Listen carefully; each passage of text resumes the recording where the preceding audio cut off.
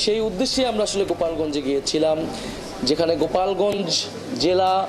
গোপালগঞ্জের রাজনীতি, গোপালগঞ্জের জনমানুষ, তাদের সমস্যা এবং জাতীয় নাগরিক পার্টির ভাবনা কি, আমরা সে বিষয়ে কথা বলার উদ্দেশ্যে গিয়েছিলাম এবং আমরা কথা বলেছি। আমাদের সমাবেশটিও সফলভাবে হয়েছে, আমাদের নেতৃবৃন্দ কথা বলেছেন, বক্তৃতা দিয়েছেন। কিন্তু আসার সময় আমরা যখন মাদারীপুর, গোপালগঞ্জ থেকে আমাদের পরবর্তী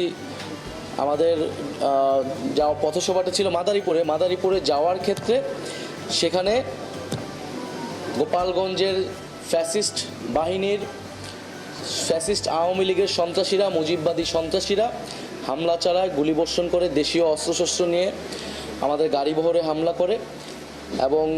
সেখানে যারা নিরাপত্তা বাহিনী ছিল, আইন শৃঙ্খলা বাহিনী এবং সেনাবাহিনী, তাদের উপরে হামলা চলায় এবং এক পর্যায়ে তাদের সহায়তায় আমরা সেখান থেকে খুলনায় চলে আসি এবং আমাদের